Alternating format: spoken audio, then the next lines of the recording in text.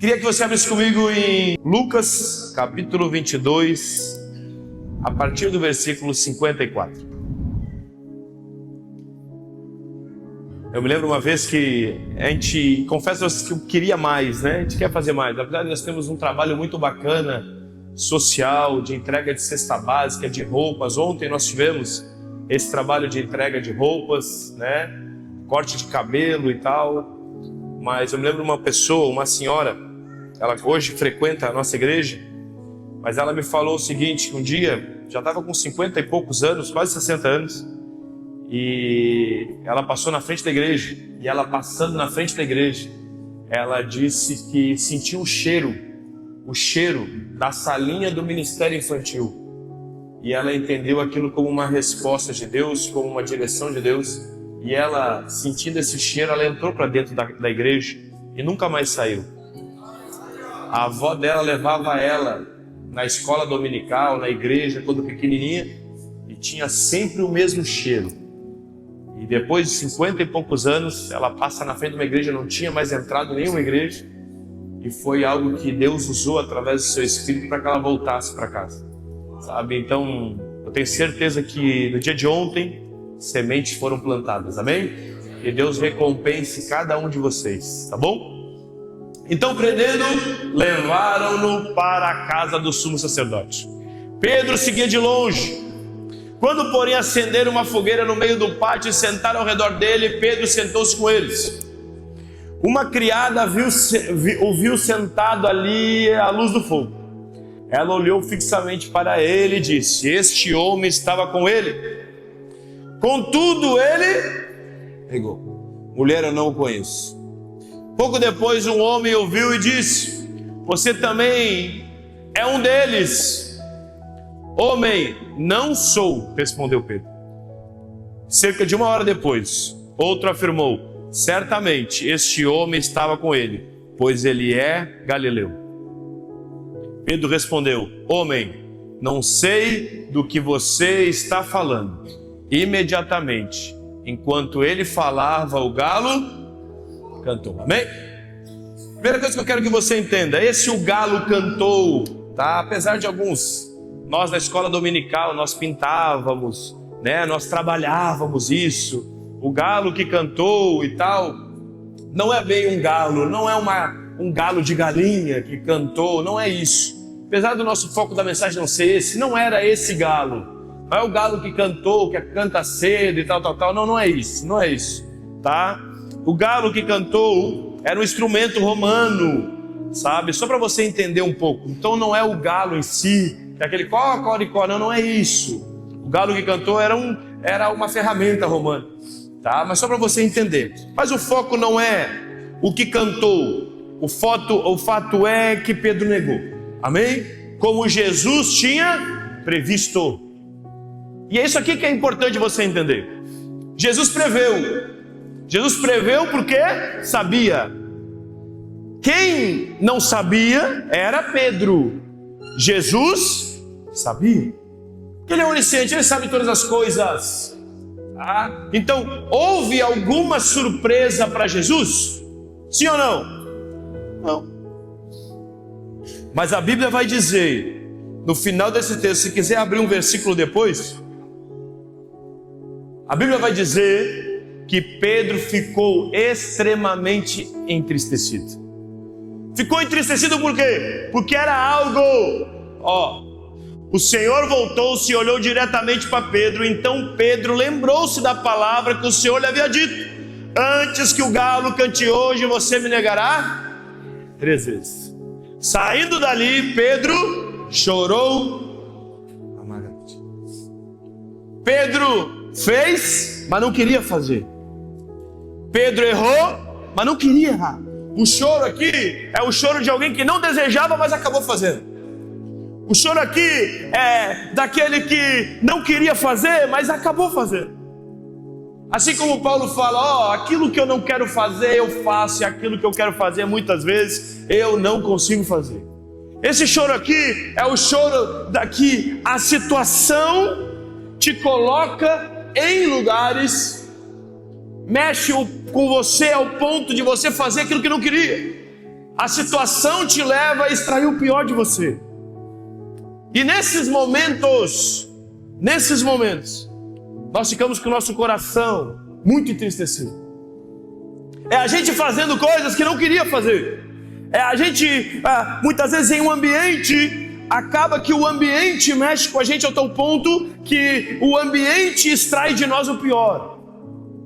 Só que a Bíblia vai dizer que Jesus já tinha falado, antes do galo cantar, tu vai me negar 3 vezes. É uma surpresa para Pedro, nunca foi uma surpresa para Jesus. É algo que Pedro queria fazer completamente diferente, mas a verdade é que a situação, o medo daquilo que aconteceu, porque com certeza ele ia morrer também, o medo de morrer, o medo da morte levou Pedro a fazer aquilo que ele não queria. E a vida nossa vida é assim. Muitas vezes o círculo de amizade, o grupo do WhatsApp, as pessoas com as quais andamos, aquele ambiente que estamos, o próprio medo, acaba nos levando a fazer coisas que não queríamos fazer.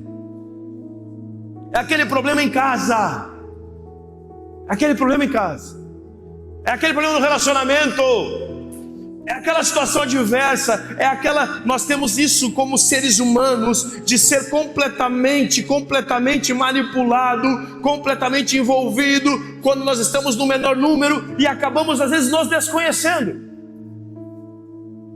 fazendo coisas que não deveríamos fazer. E quando isso acaba acontecendo, a gente cai em si, assim como o filho pródigo de Lucas 15, ele caindo em si, nós caímos em si. Disse, meu Deus, o que eu fiz? Quem já passou por isso assim? Levanta a mão. Sabe, foi mais forte que nós. Aí a gente para e vem sobre nós aquilo assim, meu Deus, Senhor, me perdoa o que eu fiz. Quem já passou por isso? O que eu fiz, o que eu falei, a forma como eu respondi. Na nossa igreja não acontece isso, né? Aquele negócio que a situação nos leva a falar o que não queríamos falar, a responder no tom de voz que não queríamos responder. Tudo aquilo acaba nos levando a fazer o que não queríamos. Aí vem em nós aquele negócio, Senhor, me perdoa. Senhor, eu errei, não era para ser feito assim, o que eu fiz? Aí vem sobre nós aquele ambiente de identidade, Senhor, eu sou filho, Pai, eu tenho uma responsabilidade, eu sou um pai de família, eu sou uma mãe de família, eu sou líder, eu sou discípulo, eu sou cristão, eu sou do evangelho, o que eu fiz? Qual é a maior dificuldade disso? É quando neste ambiente, estando eu e você, o remorso, o arrependimento, a vergonha, o medo, a religiosidade, ela não somente gera em nós tristeza, mas ela apaga o caminho de volta. Eu quero dizer algo para você, pior do que aquilo que fizemos é esquecermos o caminho de volta. Porque a falta do caminho de volta nos mantém no lugar que nunca deveríamos estar.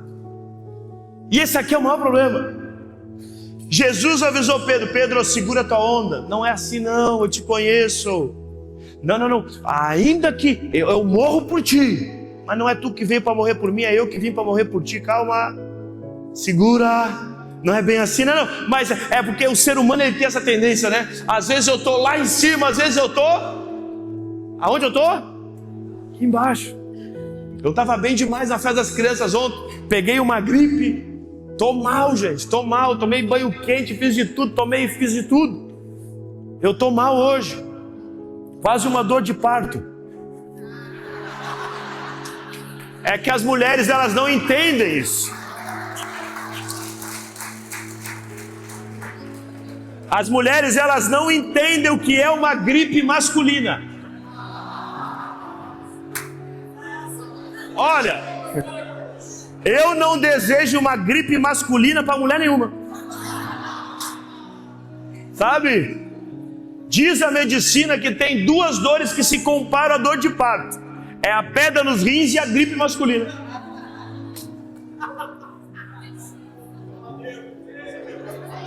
É que a gripe de vocês é fraquinha. Rapaz... dá calafrio, é tudo. Eu imagino como vocês se sentem também. Volta aqui. Volta aqui. Ei, o que é o nosso maior desafio hoje é não sermos evangelizados por aquilo que estão nos ensinando na internet. Por quê? Porque hoje não é uma regra, obviamente. Eu acredito muito em treinadores de pessoas, eu acredito que tem pessoas que desenvolvem, ensinam, eu acredito nisso. Eu não vou colocar todo mundo numa bolha só, não, óbvio que não. Sabe, aprendo muito com pessoas na internet que ensinam, que realmente tenho que ensinar. Mas a verdade é que dificilmente você vai encontrar na internet uma pessoa que te ensina ao dia ruim. Ela vai te instigando, te levando para um dia bom, para um ambiente de alta performance, que tu vai para cima, acorda às 5 horas da manhã e faz isso, e é isso, e faz isso, e vai para cima, e vai acontecer, e tu é um vencedor, e tal, mas ninguém fala quando tu não consegue acordar cedo. Porque daí tu se sente a pessoa mais derrotada possível.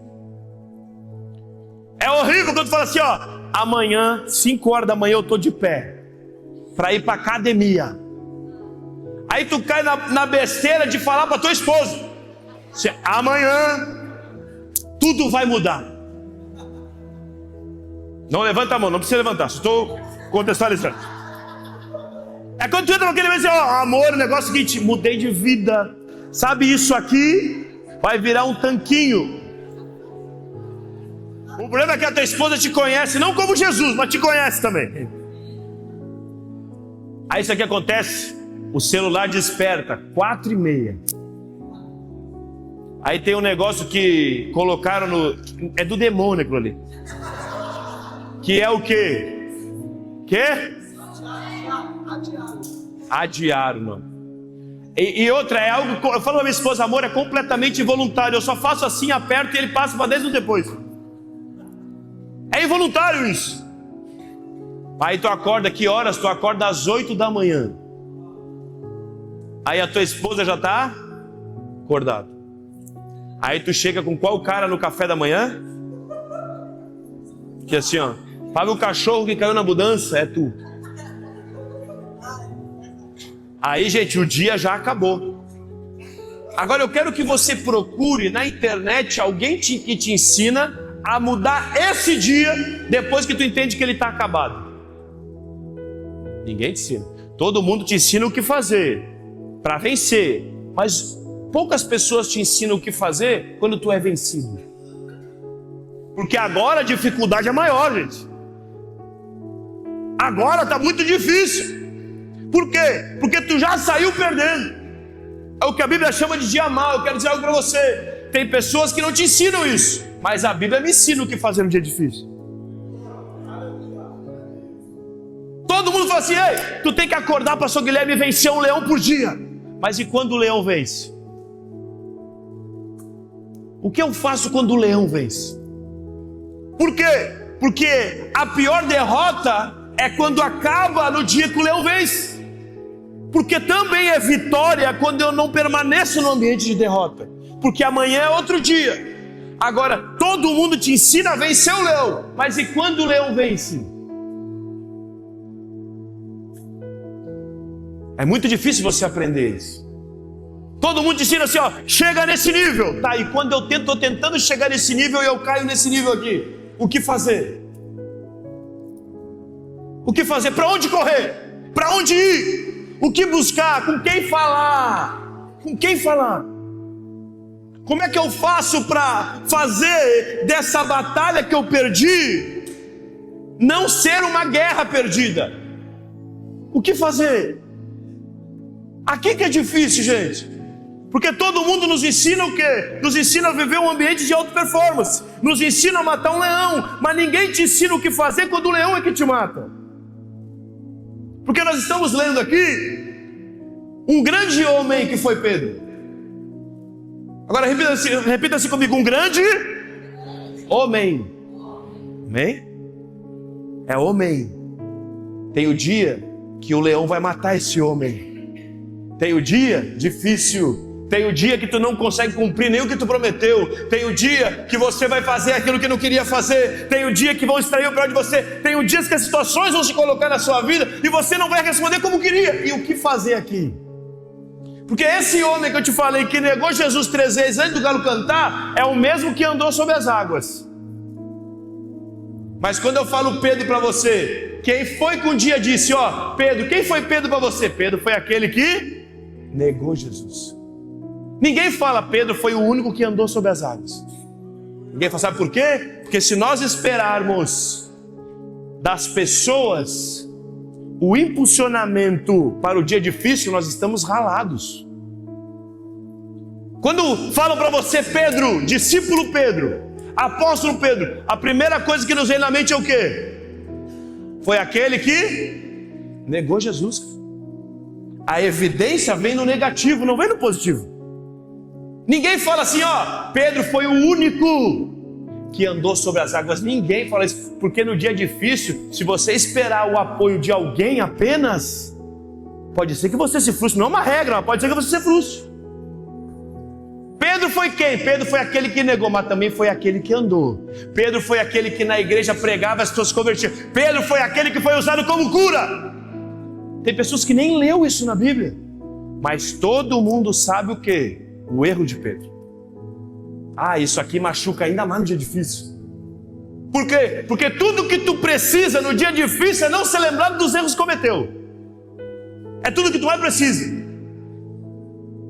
Tu vê o profeta ele foi conhecido, o profeta Elias, ele foi conhecido como o perturbador de Israel. Perturbador de Israel. Ah, é bom demais quando o inferno te diz que tu é um perturbador. Um dia ele estava olhando e dando risada contra todos os bruxos, todos aqueles que reverenciavam Baal.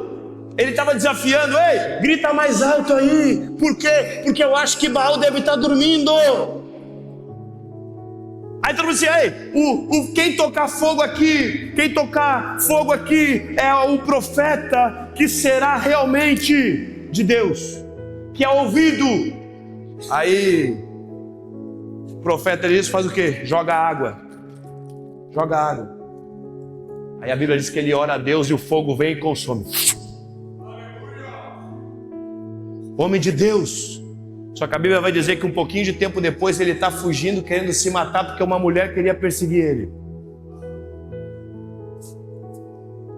Isso aqui é a realidade que vivemos hoje. Nós somos homens de Deus, mulheres de Deus. Temos o dia bom e temos os dias que não são tão bons assim. A Bíblia vai falar que Jesus esperava o dia difícil de Pedro, mas Pedro não esperava o dia difícil dele mesmo. E esse aqui é o maior desafio que eu e você nós temos. É porque nós sabemos o que fazer quando estamos aqui, mas nós não sabemos o que fazer quando aqui estamos. Nós sabemos o que fazer quando as coisas estão se dando certo, nós sabemos celebrar quando precisa de celebração, agora nós não sabemos o que fazer quando o leão mata a gente. Aquele dia que você acorda assim, meu Deus, deu tudo fora, ainda que muitas vezes não deu errado, mas dentro daquilo que projetamos saiu completamente da nossa mão. Eu quero dizer algo para você. A Bíblia nunca defendeu a auto-performance. A Bíblia sempre defendeu a capacidade de se relacionar, independente da performance. O maior problema que você tem, ainda que você tenha que viver um relacionamento com Deus, para que isso aqui cada vez fique mais fácil, a verdade é que existe o dia que as coisas não vão sair do controle, não vão estar debaixo do teu controle, as coisas vão sair do seu controle. Isso aqui não é um problema, o problema é o que você faz quando as coisas saem do controle. Casais fortes não são aqueles que nunca brigam. Casais fortes são aqueles que, apesar das brigas, se mantêm unidos. Relacionamentos fortes, saudáveis, não é aqueles que eles têm um relacionamento tão fortalecido que eles concordam em tudo. Não é isso aqui. Não é isso aqui. Casais e relacionamentos fortes são aqueles que, apesar das discordâncias, eles não abrem mão do propósito que Deus estabeleceu sobre a aliança deles. É isso aqui. Então, quer dizer uma coisa pra você: o pior erro não é o você errar, o pior erro é o que você faz quando erra.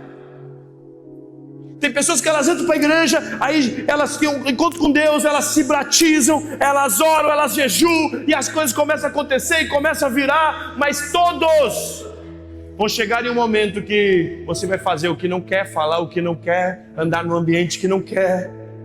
E é aqui que nós vamos ver qual é a base que nós temos. Por isso que o Evangelho é aquele que nos prepara para o dia difícil. O dia que as coisas saem do controle, o dia que as coisas não acontecem como eu desejo que aconteçam. Tá, e como eu faço, e qual é o primeiro passo para que o dia difícil não acabe com tudo? É você se preparar para o dia difícil. Você se preparar, porque a Bíblia vai dizer, a Bíblia nos prepara para dizer, ó, vinde a mim, Jesus está falando aqui, ó, vinde a mim todos vós que estão cansados e sobrecarregados.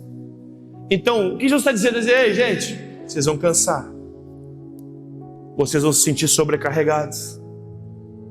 Isso aqui não é um problema. O problema é o que vocês fazem quando se sentem assim.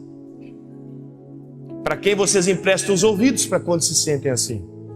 Para quais os lugares que vocês vão quando se sentem assim? Tem pessoas que erram e fogem de Deus, mas Jesus está dizendo o quê? Quando vocês errar, corram para Deus. E aqui que está o maior desafio que nós temos, gente, eu e você. É que quando a gente erra, a gente foge, quando nós deveríamos correr para Ele. Sabe por que a gente foge? Porque dentro do nosso coração está assim, ó, Jesus me ama. Jesus me ama quando? Jesus me ama quando eu acerto. Ah, quando eu acerto Ele se alegra. Ah, o meu filho amado. Ah, meu irmão amado. Ah, e quando ele erra, quando ele é assim, ah, mas tu errou, dedo apontado. Não, a Bíblia nunca falou sobre isso. Ele te ama quando você acerta, e Ele te ama quando você... Porque o amor dele não é condicionado à sua performance.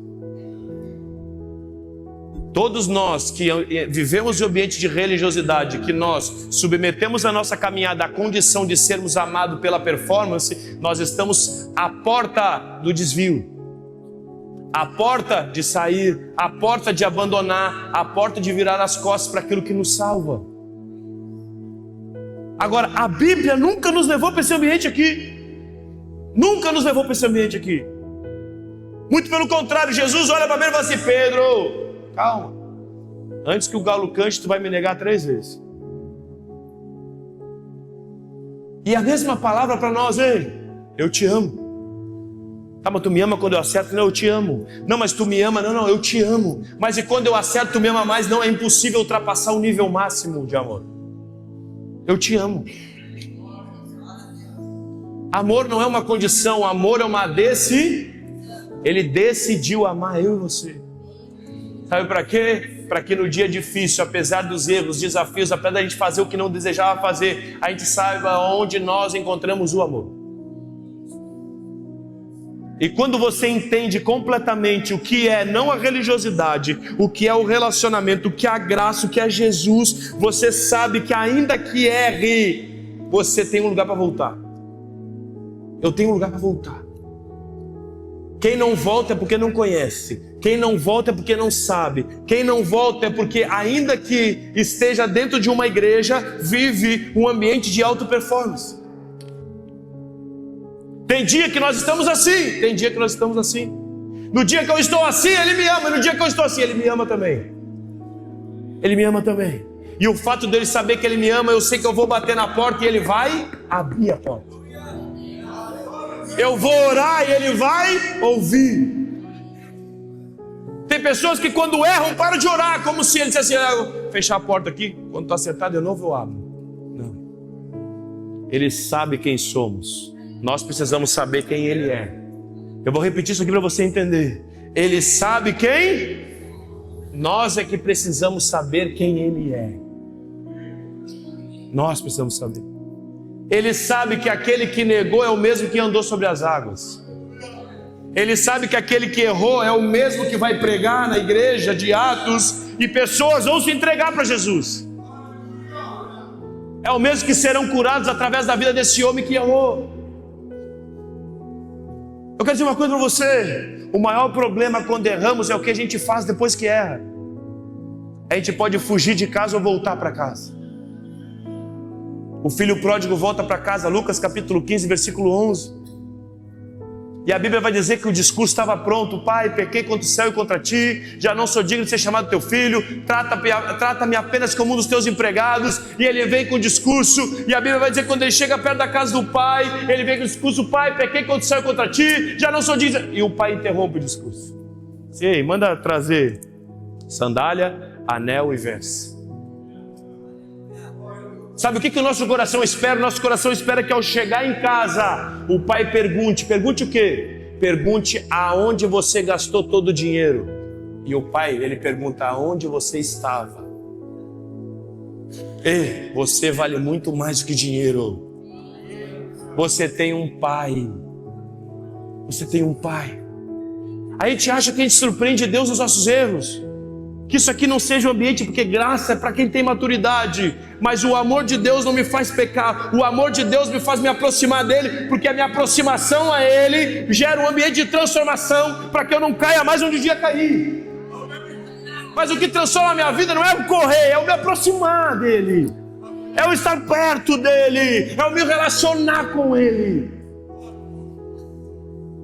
Eu estava vindo, as coisas estavam acontecendo, mas eu entrei para o ambiente e eu acabei buscando e não deu certo. E eu vou fazer o quê? Eu vou vazar porque um dia eu fui aprovado, hoje com o meu erro eu serei reprovado. Não. Isso aqui é o que nos ensina nesse ambiente. O que ele nos ensina nesse ambiente, meu filho: ei, vinde a mim, todos vós que estão cansados e sobrecarregados. Toda transformação gerada em nós, ela não vem da distância, ela vem da proximidade. O que ele fala assim: ei, meu filho, ainda que tu erre, te aproxima. Por quê? Porque ainda que o erro gerou um problema na sua vida, eu sou a solução do problema gerado na sua vida. Sabe o que a gente acha? A gente acha assim: acerta, seja aprovado por Deus. Não. Seja aprovado por Deus, acerta e acerta.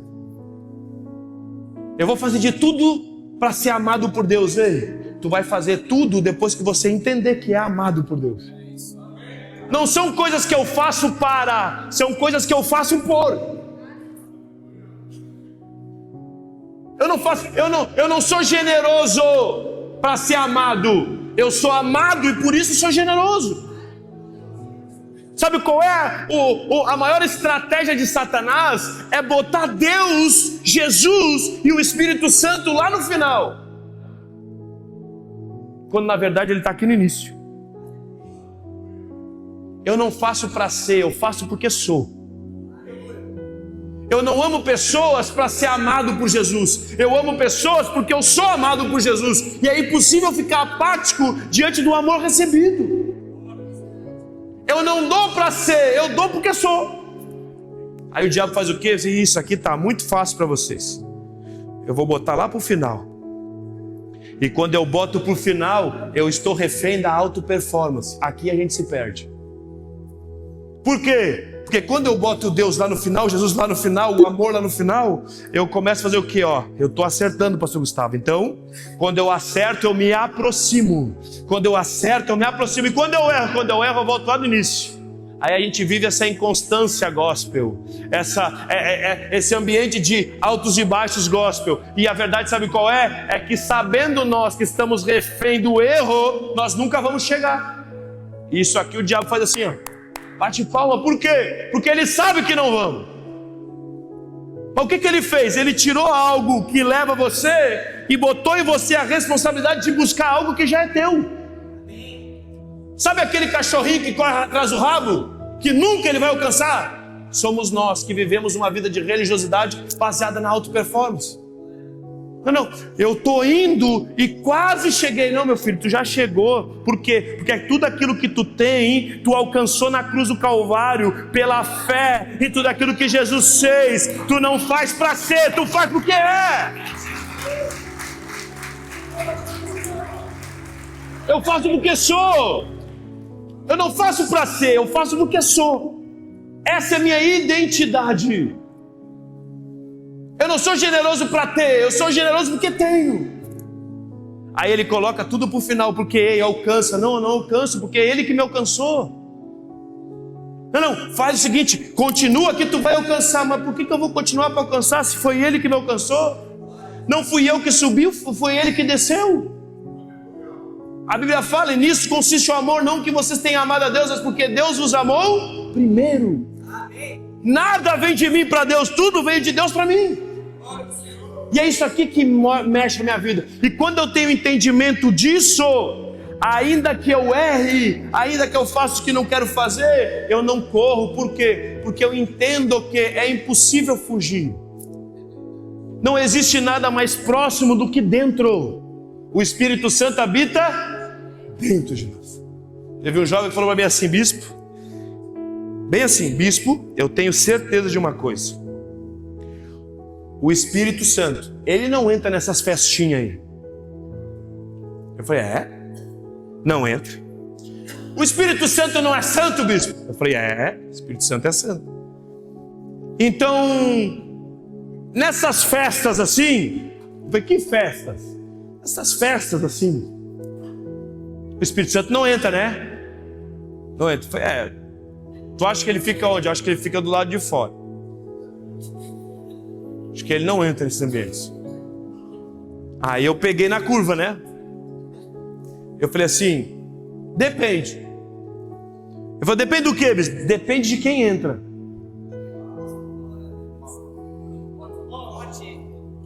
Como assim? Aí eu comecei a perguntar para ele, o Espírito Santo não habita dentro de todos aqueles que aceitam Jesus?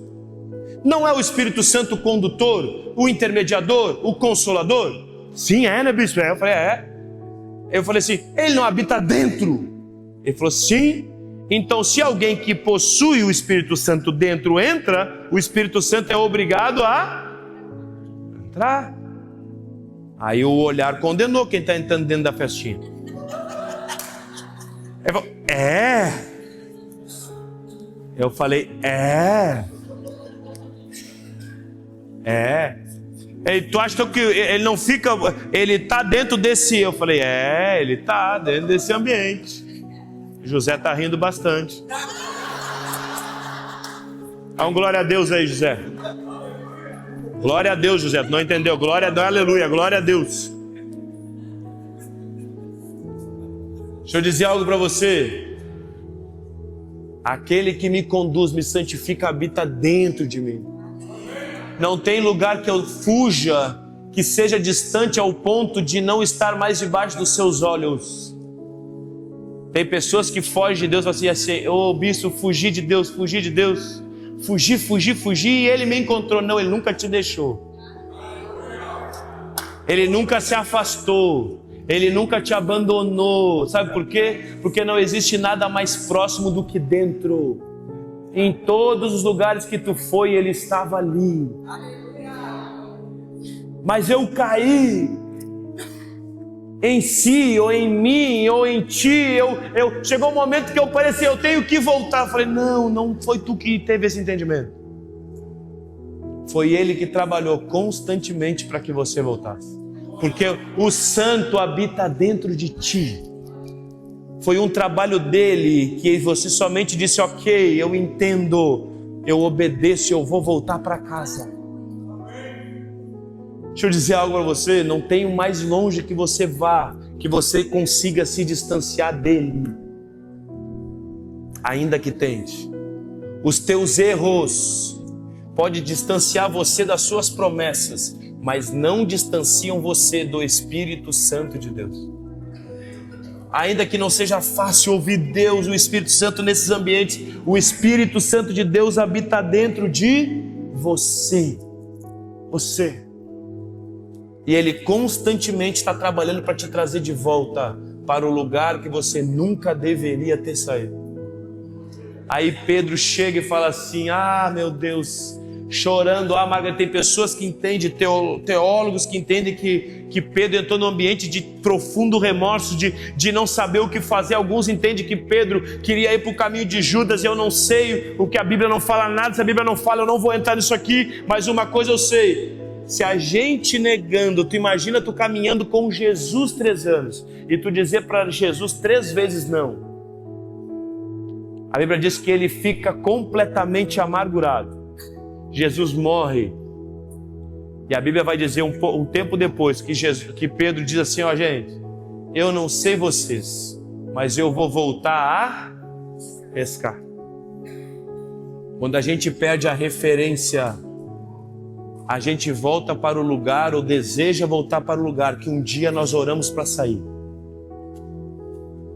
Quando a gente perde a referência, quando a gente está nesse ambiente de erro, nós mesmos somos os nossos maiores inimigos. Por quê? Porque a gente tem o plano B, a gente tem a outra opção, a gente diz assim, ó, tudo foi engano, e a gente começa a buscar uma condenação absurda, e Pedro volta a fazer aquilo que Jesus disse para ele não voltar a fazer. Ele fala assim, ó, eu não sei vocês, eu vou voltar a pescar. E o pior disso, você pai, você mãe, diante dos erros de vocês tomam decisões que não deveriam tomar, e aqueles que são próximos de vocês vão junto.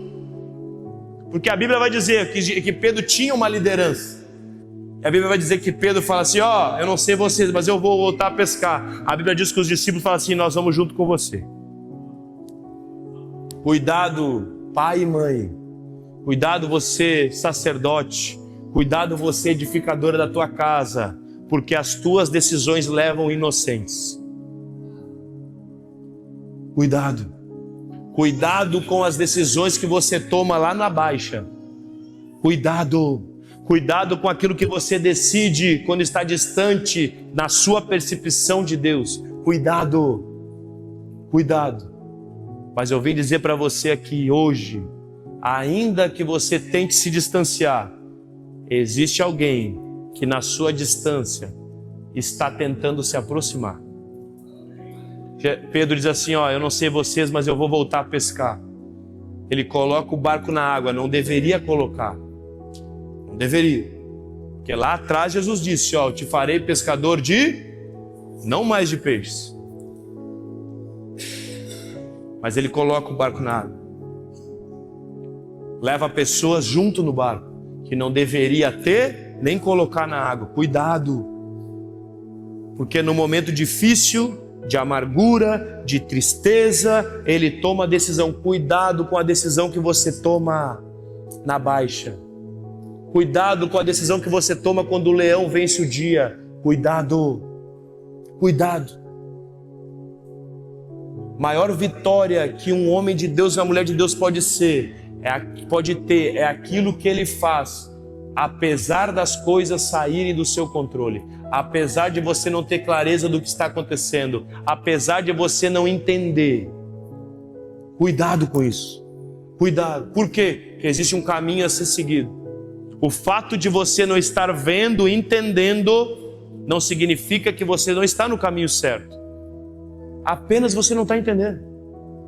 Cuidado com as decisões desse ambiente aqui, gente. Cuidado com essas decisões.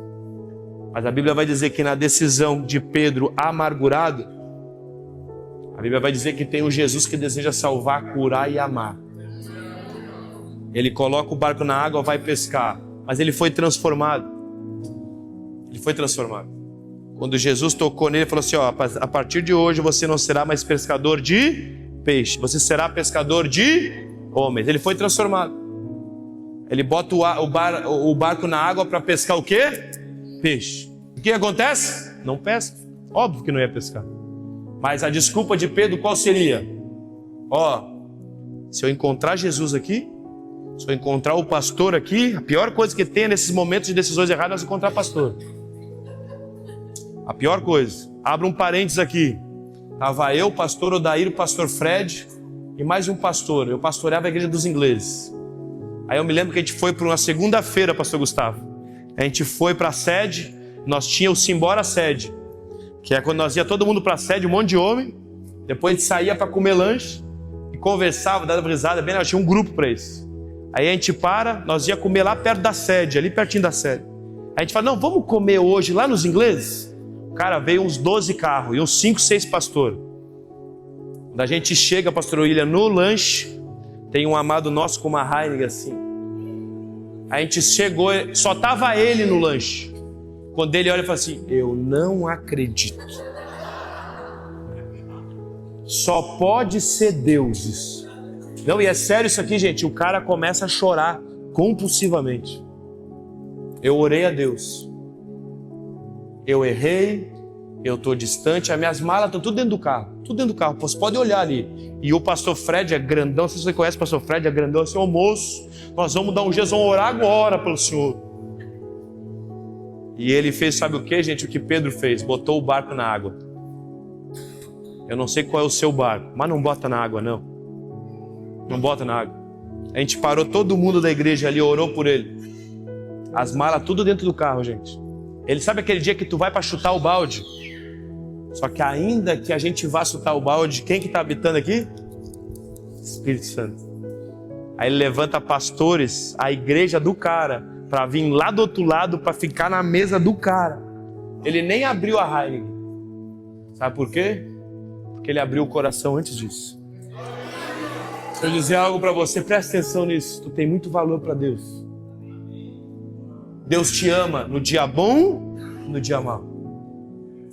Eu não sei, porque a gente bota assim, botei o barco na água, agora botar o barco na água é botar o pé na jaca. Assim, eu vou extrapolar, agora não tem mais Deus, não tem mais pastor. Ei, a Bíblia diz que ele não só bota o barco na água, ele volta a fazer o que não deveria fazer. E quando ele está chegando na costa, quem que ele vê? Jesus. Talvez esse culto é exatamente para ti. Tu está vendo Jesus nesse culto. Porque teu barco já está na água. E quando ele vê Jesus na beira da praia, Jesus já quebrou até a desculpa. Porque qual que seria a desculpa provável? Ô Pedro, eu não falei para ti não ser mais pescador de peixe? Qual era a desculpa? Não, eu pesquei apenas para o meu consumo. Só que a Bíblia vai dizer que Jesus estava com o quê? Com uma churrasqueirinha na beira da praia, assando o quê? Um peixe para o consumo. Não tem desculpa. Jesus estava esperando aquele que nunca deveria ter saído. Nunca deveria. Você é um homem de Deus, você é uma mulher de Deus. Deus te ama no dia bom, Deus te ama no dia mau. Deus te ama quando você mata o leão e quando o leão te mata. Deus te ama quando você cumpre as promessas que você faz e quando você não cumpre. Eu quero dizer uma coisa para você. Tem promessas que você faz que você acha ainda bem que Jesus não ouviu. Sabe qual é o pior? É que ele ouviu, ele só não levou em conta mesmo. Sabe por quê? Porque as tuas promessas quebradas são um problema apenas para você. Para ele, continua tendo o mesmo valor. Você tem um valor para Deus. Correndo para ele ou correndo dele. Agora essa mensagem é para uma coisa só. Não corra dele. Corra para ele. A porta sempre está aberta. O braço sempre está estendido. Você é importante para Deus. Amém?